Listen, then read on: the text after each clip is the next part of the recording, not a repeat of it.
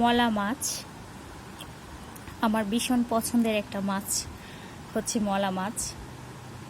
মলা মাছের চচ্চড়ি আমার অন্যতম একটা পছন্দের খাবার।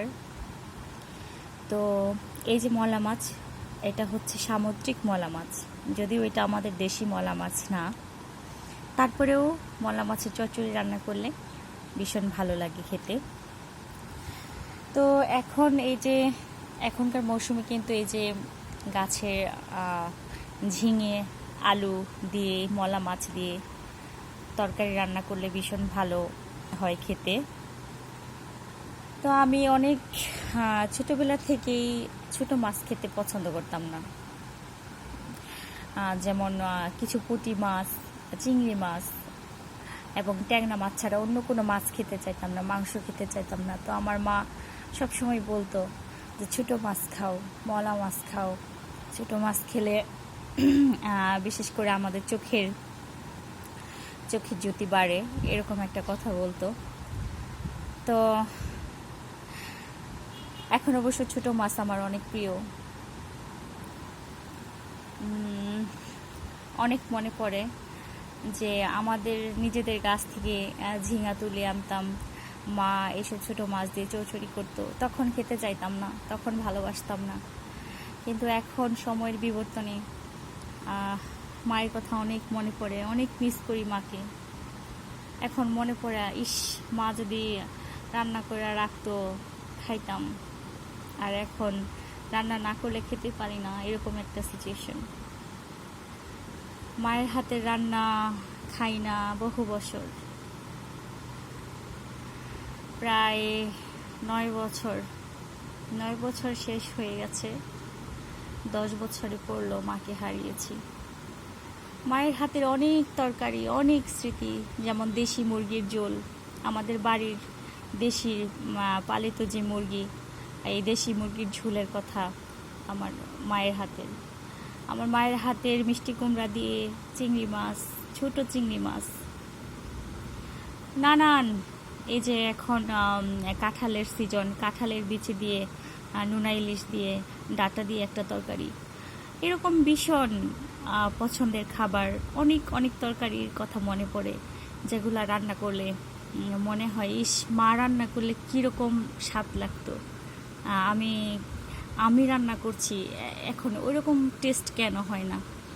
মায়ের হাতের রান্নাটাই বোধহয় অনেক মজা ছিল, অনেক ভালো লাগতো।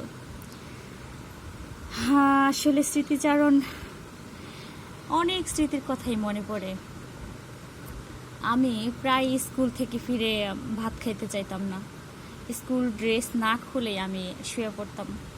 তখন আমার মা 1 প্লেট বড়া ভাত নিয়ে হাতে মাখায় মুখে তুলে দিত, খাওয়াই দিত। আর এখন কি বলবো, যে আসলে কখন যে খাবার মুহূর্ত চলে যায়, ছোট বাচ্চা রাখতে রাখতে ভুলেই যাই যে কখন আমাকে খেতে হবে। মুখে তুলে খাওয়াই দেওয়া তো দূরের কথা, কেউ আসলে ওইরকম করে যে বলবে যে তুমি খেয়েছো কিনা, খাও কিনা, হ্যাঁ এটা তো জিজ্ঞেস করেই, কিন্তু তারপরে ওইরকম মায়ের যে স্নেহ, মায়ের যে ভালোবাসা, ওইরকম তো আর কেউ বলবে না। আসলে আমরা কি বলবো, যে চলে যায় তাকে তো আর ফিরে পাওয়া যায় না, কিন্তু মায়ের হাতের যেই টেস্টটা, মায়ের হাতে রান্না করা যে খাবারের স্বাদ, সেই খাবারের স্বাদের কথা কখনো আসলে ভুলার না, কখনোই ভুলে যাবার না। মা নাই অনেক বছর, কিন্তু মায়ের হাতের কোন খাবারটা কীরকম টেস্ট ছিল, কোন তরকারিটা কীরকম মজা হইতো, কোন খাবারের স্বাদটা কীরকম গ্রান্ড হইতো, এগুলো আসলে স্মৃতি থেকে মুছে ফেলার না, আর কখনো মুছে ফেলা সম্ভব না। তাই এখন যখন নিজে সংসারে এসে রান্না করি, যখন নিজে রান্না করি, তখন ওই আগের দিনগুলো মিস করি, যে এই তরকারিটা যদি আজকে আমার মা রান্না করতো তাহলে কেমন টেস্ট হইতো, তাহলে কেমন মজা হইতো। আর এখন অনেক মিস করি যে মা বাইচা থাকতে, হ্যাঁ আমিও রান্না করে মাকে খাওয়াইছি না যে তা না, কিছু কিছু দিন কখনো কখনো মা যখন অনেক ব্যস্ত থাকতো, বা বিশেষ করে শেষের মুহূর্তগুলো মা যখন বেশিরভাগই অসুস্থ থাকতো, মাকে হয়তো রান্না করে খাওয়াইছি, কিন্তু এখন প্রায় মনে হয়, ইস, মা যদি বেঁচে থাকতো, আমি যদি মারে মনের মতো করে একটা দিন মার পছন্দের খাবারগুলা রান্না করে খাওয়াইতে পারতাম, তাহলে আমার মা কত খুশি হইতো। সেই দিন আর কখনোই আমার জীবনে আসবে না, কখনোই না। এই জন্য যাদের মা বেঁচে আছে, অ্যাটলিস্ট আমি মনে করি একটা দিন মাকে নিজের হাতে রান্না করে খাওয়ান। নিজের আপনার মা যেসব খাবার পছন্দ করে, যেসব খাবার খাইতে ভালোবাসে, যেগুলা তার প্রিয় খাবার, ওইসব খাবার নিজের হাতে রান্না করে মাকে খাওয়াইতে পারলে কত আনন্দ যে হবে, কত ভালো যে লাগবে, কত প্রফুল্ল যে লাগবে মনের ভিতরে। এটা অনুভব করলে চোখ দিয়ে পানি ছাড়া আর কিছুই ঝরে পড়ে না।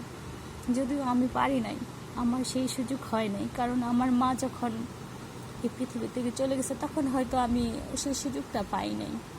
কিন্তু এখন যখন সব কিছু রান্না করতে পারি, এখন যখন নিজের হাতে অনেক রান্না করি, তখন অনেক মিস করি মাকে। যদি মা বেঁচে থাকতো, যদি মাকে নিজের হাতে রান্না করে খাওয়াইতে পারতাম, তাহলে কত ভালো লাগতো।